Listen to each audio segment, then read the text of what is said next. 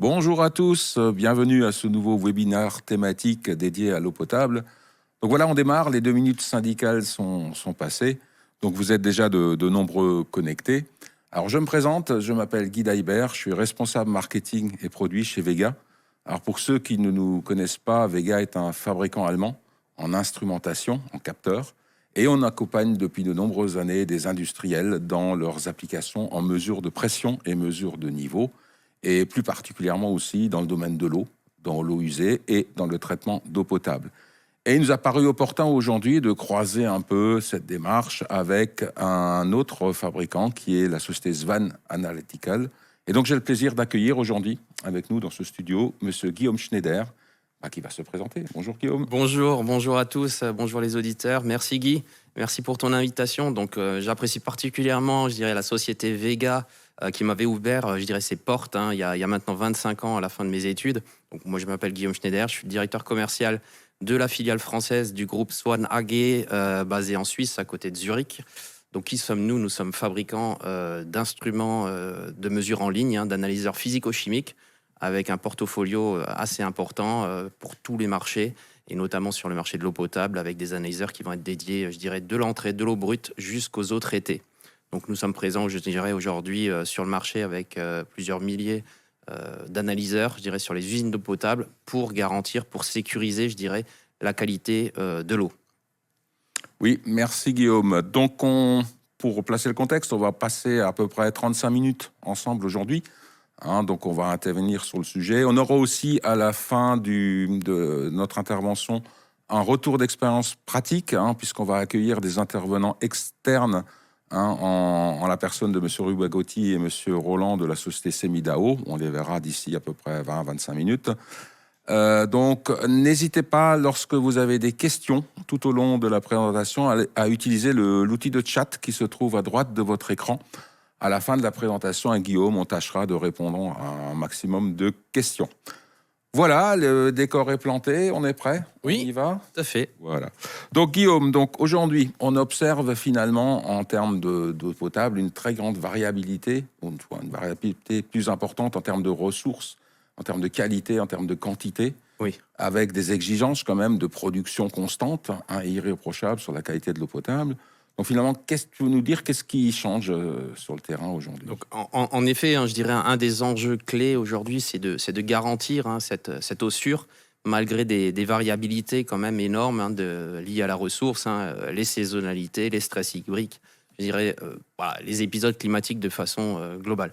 Donc bref, nécessité importante de surveiller davantage en continu la ressource, le process, avec ni plus ni moins qui sont les outils de monitoring en continu, donc les instruments de mesure. Donc on parle de raréfaction de la ressource, de variabilité. Et donc concrètement, qu'est-ce que ça change dans l'exploitation d'une usine de traitement eau potable? Donc on parle beaucoup, oui, comme tu dis, de raréfaction de la ressource, mais sur le terrain, ce qui change, une des premières conséquences, ça va être surtout une eau brute beaucoup moins stable que par le passé, avec des grandes variabilités. Donc aujourd'hui, les exploitants, ils doivent faire face, je dirais, à des variations qui sont rapides. Par exemple, la turbidité qui va évoluer vite, la charge organique, le COT, ou encore d'autres paramètres physico-chimiques qui vont évoluer rapidement, notamment suite à des épisodes climatiques intenses. Donc ça oblige, je dirais, à ajuster les traitements de façon rapide, avec des réglages beaucoup plus fins, plus réactifs sur les procédés. Je dirais, on observe, si on veut couper la France en deux parties, entre l'Est et l'Ouest. D'un côté, on va dire, sur la partie Ouest, on va fabriquer l'eau potable à partir des eaux de surface, donc quand même des eaux compliquées, bien sujettes aux événements climatiques, ou même aux pressions environnementales, qui sont par exemple des ruissellements, des coupes de bois par exemple. Et de l'autre côté, on a des eaux souterraines, bien évidemment sur la partie Est de la France, donc avec historiquement quand même une bonne stabilité, je dirais, sur la qualité d'eau, des eaux théoriquement beaucoup plus simples à traiter. Mais aujourd'hui, on voit quand même des impacts avec des pollutions diffuses, comme par exemple des nitrates, des pesticides ou bien même des hydrocarbures. Donc concrètement, je dirais, ça change profondément l'exploitation quotidienne pour ces usines. Donc avec davantage, je dirais, de surveillance, un besoin de mesurer, d'analyser en continu ces paramètres. Des ajustements beaucoup plus fréquents aussi sur les dosages de réactifs, les coagulants. Bref, je dirais une complexification des filières de traitement. une nécessité aussi d'anticiper beaucoup plus rapidement pour sécuriser cette production d'eau potable. Donc en résumé, je dirais on passe d'une exploitation qui était relativement stable à une gestion beaucoup plus dynamique et incertaine de la ressource, quoi. Merci Guillaume. Donc finalement, si je comprends bien, la vraie difficulté, c'est pas de produire une eau conforme, c'est en quelque sorte c'est maintenir cette conformité malgré une ressource qui bouge. Oui, exactement, Guy. C'est donc ici précisément qu'intervienne le suivi analytique avec des instruments en ligne. D'accord. Donc si un exploitant devait retenir une chose pour passer un contrôle ponctuel à un contrôle continu, quelle Je serait-il? dirais une seule chose à retenir pour un exploitant, c'est de surveiller en continu. Ça permet déjà d'anticiper, de contrôler aussi, parce que le contrôle ponctuel, oui, si on oppose, je dirais, la mesure en ligne au contrôle ponctuel, le contrôle ponctuel, on mesure à un instant T, donc c'est indispensable, ça va vous donner une belle image de votre qualité à l'instant T, mais vous êtes aveugle entre deux mesures, donc pas d'évolution, vous ne voyez pas l'évolution de tendance entre ces mesures. Alors, à contrario, la surveillance en continu, vous détectez de façon immédiate des dérives dès son apparition, avant même d'impacter, je dirais, le procédé ou la qualité d'eau. Donc, concrètement, on passe, je dirais, d'une logique réactive à une logique proactive. Donc, l'idée, c'est bien sûr de corriger le problème avant même de le subir, quoi. D'accord. Et Guillaume, aujourd'hui, qu'est-ce qu'on peut dire très concrètement maintenant sur le terrain à propos des paramètres à surveiller? Quels sont les paramètres stratégiques dans le traitement d'eau potable? J'ai ici, je vais vous partager donc à l'écran donc une station d'eau potable, une usine d'eau potable, je dirais un schéma idyllique, donc à partir de la ressource qui va alimenter cette usine d'eau potable pour aller stocker et enfin distribuer l'eau. Donc on retrouve, je dirais, au fil du process de traitement, notamment avec des étapes de coagulation, des étapes de floculation, des étapes de filtration. On va retrouver les paramètres physico-chimiques qui vont permettre de surveiller que le process fonctionne bien, d'optimiser et de réagir sur ces dosages. Donc des analyseurs, je dirais, typiques comme le pH, la conductivité en entrée pour je dirais, qualifier les impuretés dans l'eau. Au niveau de la coagulation, on va retrouver des paramètres comme la turbidité. L'analyse du SAC 254 nanomètres pour quantifier la charge organique, je vais y revenir un petit peu plus tard sur cet instrument. Et ensuite, on va retrouver une partie désinfection, notamment sur le marché français. On retrouve beaucoup le phénomène de désinfecter l'eau pour ensuite envoyer de l'eau chez le client avec un résiduel de chlore libre pour garantir une qualité sanitaire. Donc, je reviens sur la mesure UV 254 nanomètres qui est vraiment aujourd'hui un outil de plus en plus visible sur ces usines. C'est un outil qui permet de détecter rapidement et de façon simple, efficace, la matière organique dissoute. Donc, comment ça fonctionne? Je dirais plus l'absorbance va augmenter, plus la charge organique est élevée. Donc, sans réactif, directement sur une eau brute, ça offre la tendance instantanée. C'est idéal pour comprendre, pour anticiper les variations dans votre ressource. On peut corréler également cette mesure au COD, au COT, à la DCO. Bref, ça devient un indicateur opérationnel très, très puissant pour faire des estimations fiables, un pilotage aussi proactif du traitement qu'on va adapter à chaque site. Donc j'ai ici une photo de l'instrument pour vous montrer adapté je dirais adapté avec une petite anecdote, oui. Donc sur une usine d'eau potable sur la partie ouest de la France. Donc l'anecdote de cet instrument, elle est assez intéressante. L'exploitant, il constatait que l'UV 254, il montait systématiquement 2 heures avant la turbidité, notamment pendant un événement de crue. En effet, il y avait un cours d'eau. Voilà, c'était ici d'un cours d'eau. Et cet UV, il montait 2 heures toujours avant la turbidité. Donc les équipes, ils avaient vraiment l'impression que cet instrument, ce capteur prévoyait le futur. Mais en réalité, c'était simple. La matière organique, elle arrivait la première sur le process. Donc le pic était lié à la matière organique dissoute. Et du coup, la filtration a pu être adaptée par rapport à ça, quoi. Ok, Guillaume, merci. Alors, j'avais 2 petites questions pour ma part. Alors, moi, mes cours de chimie, ça remonte un petit peu à quelques années en arrière. Donc, tu évoquais des termes de COT, COD. Peux-tu nous dire un peu plus précisément de quoi il retourne? Oui, donc le COD, bon, demande chimique organique, la demande en oxygène, le carbone organique total. Mais Pour faire simple, l'UV 254 sur une application eau potable va être principalement proportionnel au COT, hein, donc au carbone organique total.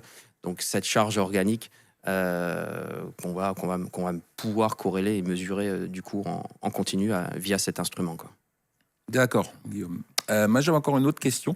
Donc, on voit sur l'image, donc sur la gauche de l'écran ici, donc ton analyseur, donc SAC UV 254, que tu as présenté comme étant sans réactif, hein, donc une analyse continue avec une absorbance d'ondes. Par contre, sur la photo de droite, où on devine le même équipement, néanmoins, je vois là des espèces de bidons. Donc, c'est parler qu'il n'y avait pas de réactif, c'est quoi? Oui, en effet, donc sur la photo de droite, cet instrument, il a été mis, je dirais, en entrée d'une usine, donc on va dire sur une eau brute, donc qui est potentiellement chargée. Donc l'idée, même si c'est un instrument qui est relativement simple, qui s'encrasse peu, il y a quand même des phénomènes, quand vous avez des épisodes avec des turbidité importantes, des nettoyages à faire. Donc avec ce module de nettoyage automatique, vous avez tout simplement la possibilité de réduire vos interventions humaines sur l'instrument en programmant un calendrier, je dirais, de nettoyage avec une durée de cycle, je dirais, une fréquence à une durée de cycle de nettoyage pour automatiser le processus de nettoyage, hein, tout simplement. Ok, merci Guillaume, c'est plus clair pour moi. Une dernière question là me taraude, puisque finalement tu nous as présenté l'analyseur par rapport à son aspect anticipation, correction. Mais peut-on dire qu'une bonne analyse permet aussi de réduire les coûts d'exploitation? Bien sûr, hein, une bonne analyse, ça permet de réduire des coûts d'exploitation de façon vraiment directe, hein. D'abord, on va optimiser les dosages de réactifs, hein. On ajuste au plus juste. Par retour d'expérience, on peut gagner entre 5 et 15% d'économie. Ensuite, on détecte aussi beaucoup plus tôt, hein, les variations. On évite des corrections brutales.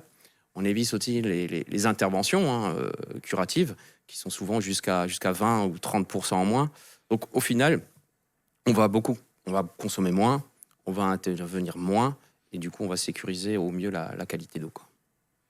Ok, alors concrètement, Guillaume, aurais-tu un exemple de cas d'usage où un analyseur aurait permis d'éviter une dérive coûteuse? Oui, un exemple très parlant sur un site industriel pharmaceutique pour qui l'eau est un ingrédient. Bah, le site il subissait des variations, je dirais, de qualité liées à la ressource. Donc le client, l'industriel pharma, va acheter, hein, à la collectivité l'eau et constater notamment des pics de COT, des pics de turbidité qui pouvaient impacter, je dirais, directement la qualité de sa production. Et depuis la mise en place des mesures en continu à l'entrée du site, il détecte immédiatement les dérives et peut réagir en temps réel. Donc l'impact, il est très concret, hein, dans leur cas, parce que des lots de médicaments, ça peut coûter jusqu'à plusieurs dizaines de milliers d'euros. Et donc sans surveillance en continu, bah, certains lots auraient tout simplement pu être détruits, quoi, hein. Donc aujourd'hui, ils sécurisent leur production et évitent ces coûts, quoi. Ok, Guillaume, mais là, tu nous as présenté un cas d'usage plutôt en industrie, puisqu'on parle d'industrie pharmaceutique. Tu n'aurais pas un autre exemple plutôt dans le domaine municipal? Si, j'ai un exemple assez marquant et assez étrange, hein, rigolo. J'appelle ça l'histoire des berlingots flottants. Donc les berlingots flottants, c'est quoi? C'est tout simplement un exploitant sur une usine côté ouest français, hein.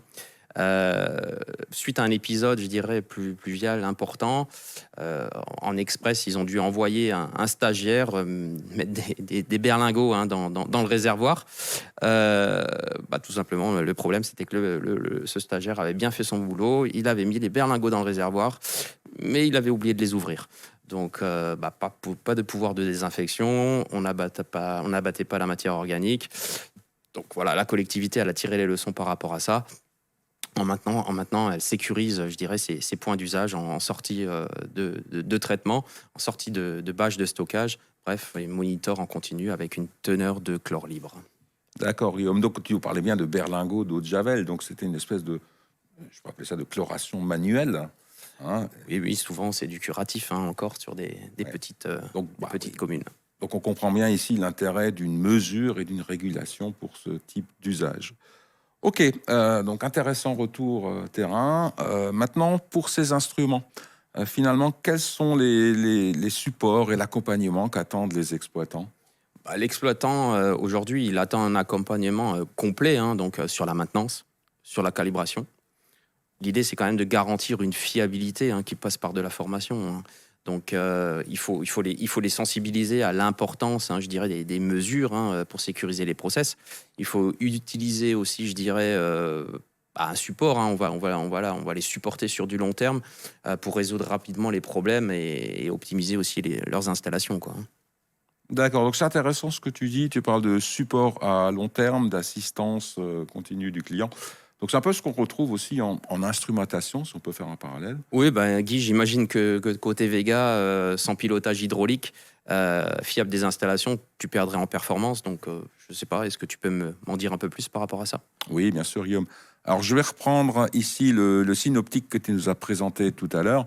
Donc le synoptique donc, d'une station de traitement eau potable, avec ici un maximum d'étages de traitement. C'est pas toujours, on retrouve pas toujours tous ces steps de traitement. Donc ici, on va pouvoir mesurer finalement un paramètre clé qui est la pression, parce qu'on a un circuit hydraulique sous pression où l'eau est émue par des pompes. Donc on a des pompes, on a des vannes, on a des ouvertures, des fermetures. On a aussi souvent des pics de pression, des coups de bélier. Donc on a besoin d'une instrumentation robot. Se mesure à toute étape de traitement. On peut notamment relever ici une application particulière au stage de filtration, donc qui est l'étape numéro 3 sur le synoptique.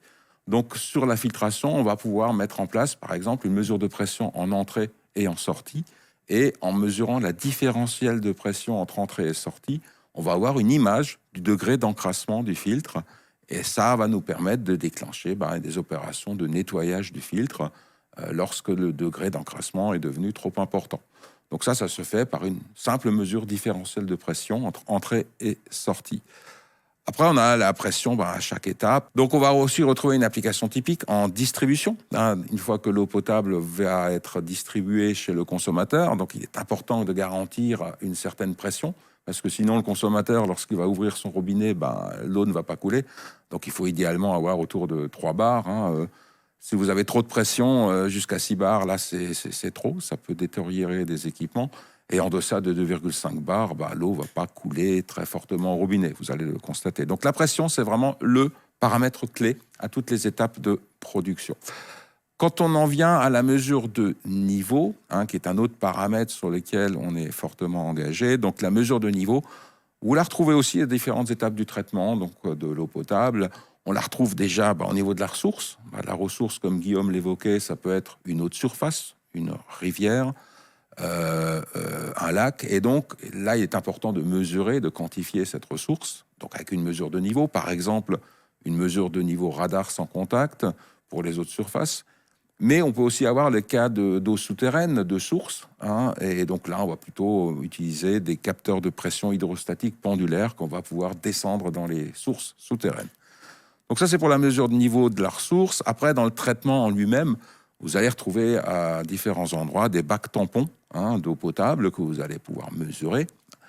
Et dans le traitement, on a aussi beaucoup de produits annexes, des réactifs, des coagulants, des flocculants, qui sont donc dans des cuves qu'il faut aussi quantifier pour estimer le stock, pour pouvoir recommander le produit, pour éviter de tomber en rupture et d'avoir une discontinuité dans l'opération.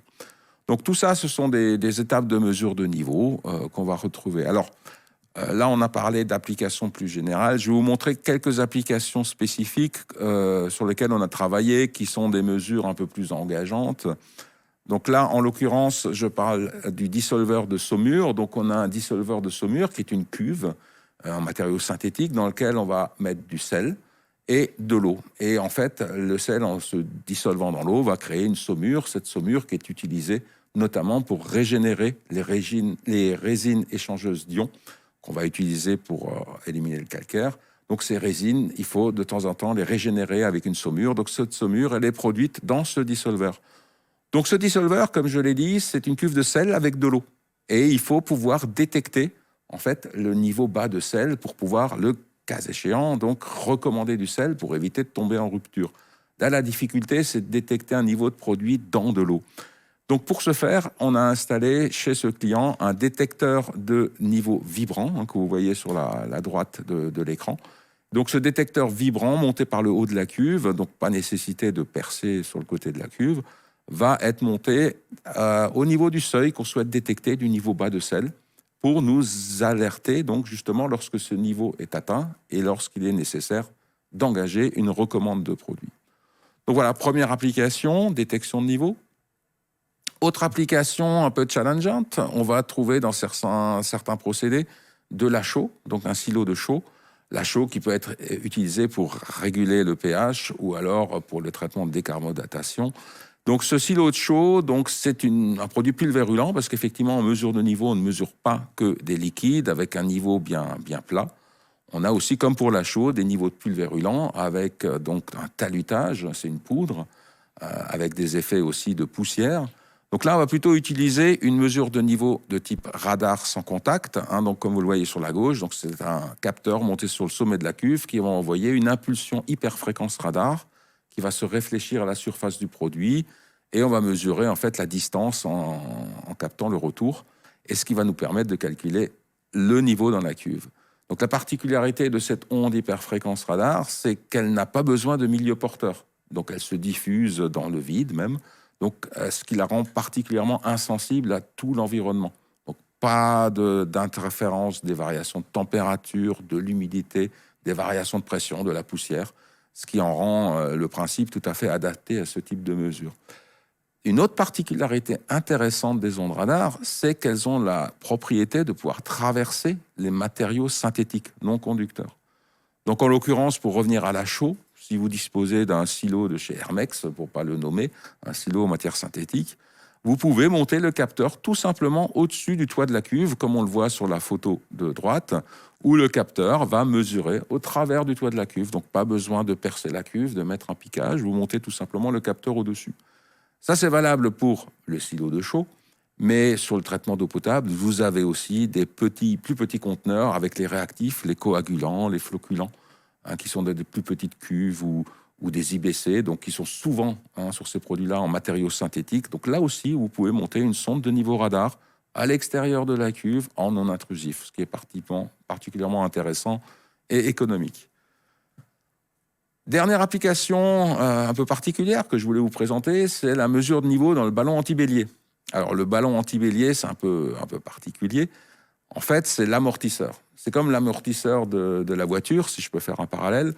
Dans un véhicule, lorsque vous roulez sur une route un peu cabossée, si vous n'avez pas d'amortisseur, vous allez le sentir très vite et vous allez endommager différents organes de la voiture par les chocs, par les vibrations. Donc, on a installé des amortisseurs pour amortir ces chocs.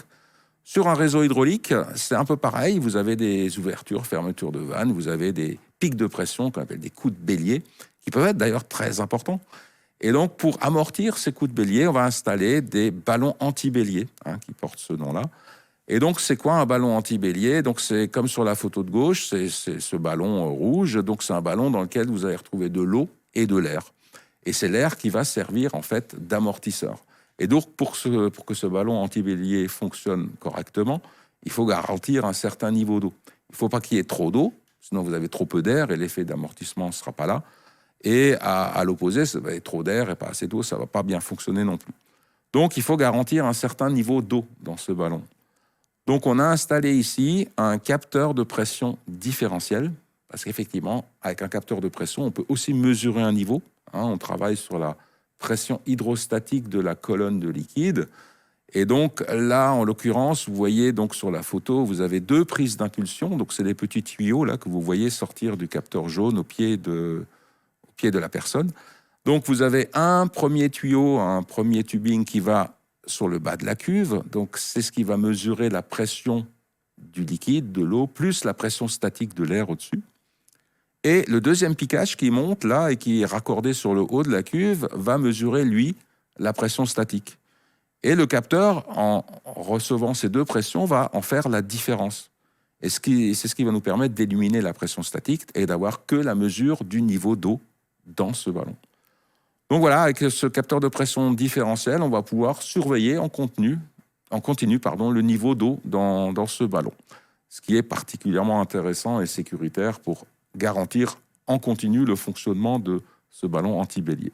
Voilà 3 petites applications un peu particulières, mais que j'ai trouvées intéressantes à vous présenter.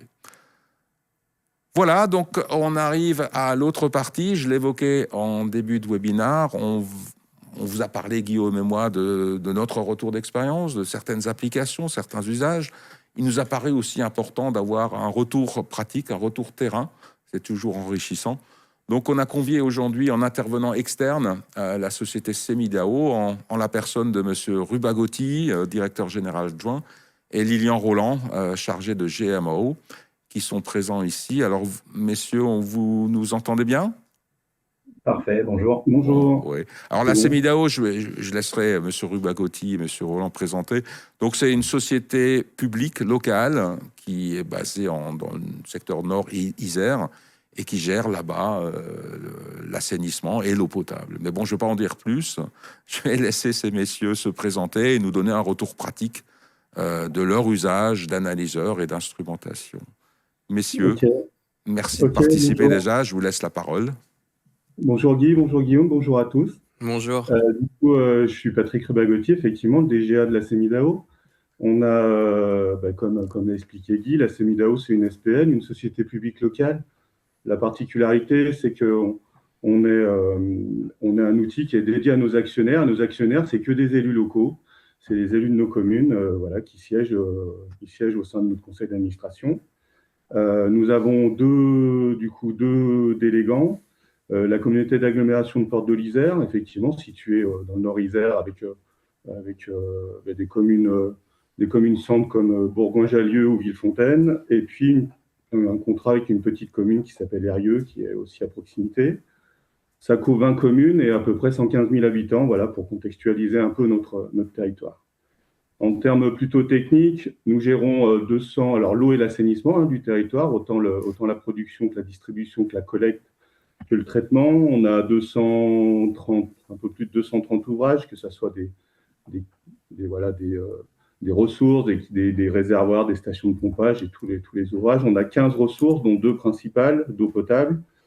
Nous avons en gestion aussi 2 stations d'épuration de plus de 120 000 équivalents habitants, 1800 km de réseau, voilà, 50 000 abonnés. C'est un peu pour contextualiser, pour que vous ayez un peu les éléments.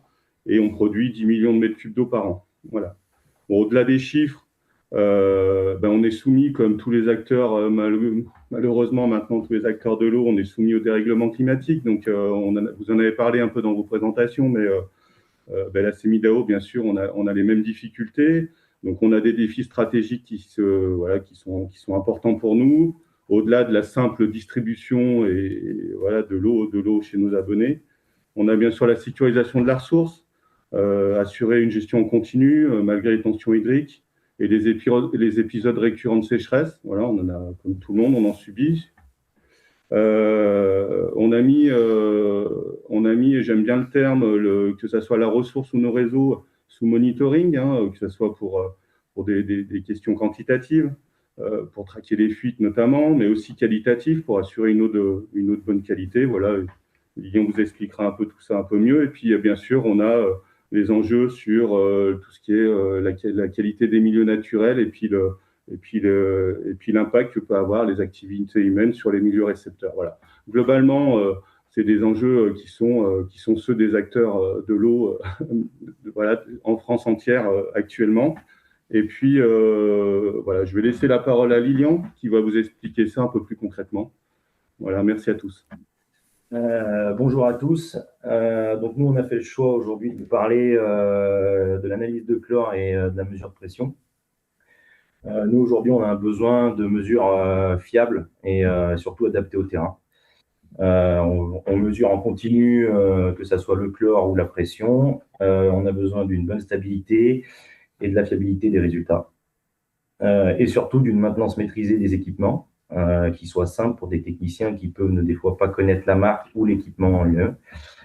Donc voilà. On a besoin également d'équipements qui soient robustes et surtout précis, adaptés aux conditions terrain, que ce soit dans nos regards ou dans l'environnement de nos sites.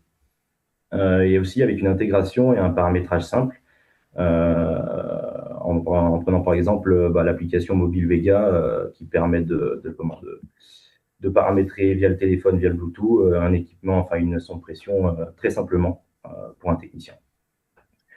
On a une amélioration de l'exploitation avec un suivi en temps réel des paramètres avec un archivage, des tableaux de bord, des analyses des données. On a également une mise en place d'alerte en cas de dérive, voilà, en liant avec une télégestion et une supervision les équipements. Ça nous permet, grâce à des seuils, d'être avertis en temps réel. Donc, c'est un gros plus pour l'exploitation. Et donc, ça permet une réduction des interventions d'urgence, voilà, de faire du préventif sur nos équipements. Au niveau de la sécurité et de la conformité, donc on a une meilleure maîtrise, que ça soit de la pression, du chlore, du taux de chlore dans nos réseaux, etc. On a également un respect des exigences réglementaires et donc une réduction des risques sanitaires au niveau de l'eau qu'on distribue. Pour la performance plutôt réseau, on a une détection qui est rapide des anomalies de pression, une identification des fuites et des incidents. Je vais prendre pour exemple, voilà, on a des stabilisateurs aujourd'hui sur nos réseaux. En ajoutant des capteurs de pression, on peut voir tout de suite s'il y a une dérive. Et en liant ça à des alertes, on peut tout de suite se rendre sur le terrain et éviter tout problème qui pourrait poser problème à une continuité de service. On lie également des mesures de pression à nos pompages, qui nous permet de faire de la régulation de pression en cas de casse réseau ou en cas d'incident ou de spécification de réseau. Voilà. Merci beaucoup, merci Monsieur Roland, Monsieur Rubagotti, merci.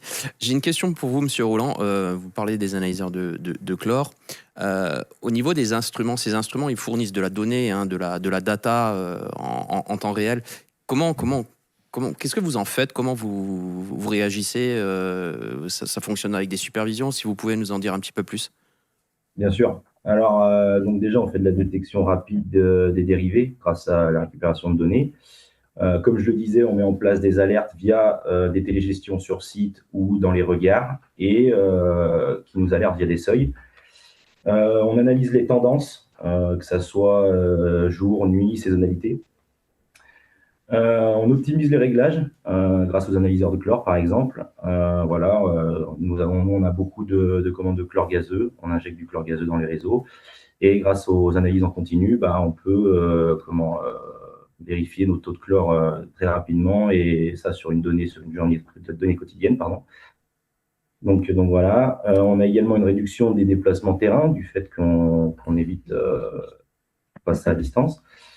Et on a également la traçabilité et la justification réglementaire. On récupère ces données via les superviseurs qu'on stocke dans des diagbox, dans des bases de données, et qu'on peut restituer en cas de besoin ou qu'on garde pour des graphiques, des tableaux de bord, des analyses de données.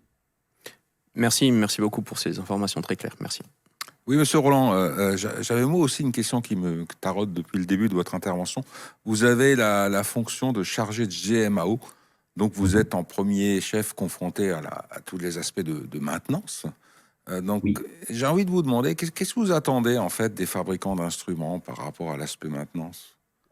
Quelles sont vos attentes? On attend à ce que les équipements soient quand même robustes, adaptés à nos environnements terrain, voilà. Qu'il y ait une fiabilité de la mesure dans le temps, et surtout qu'on ait une faible maintenance, qu'on ne soit pas obligé quotidiennement d'aller dans les réglages de l'équipement ou faire des maintenances quotidiennement. Et je dirais aussi une réactivité de la mesure en temps réel. Voilà, si le taux de chlore ou que la mesure de pression bouge soudainement, il faut qu'on soit alerté rapidement et que l'équipement puisse réagir très rapidement. D'accord, merci.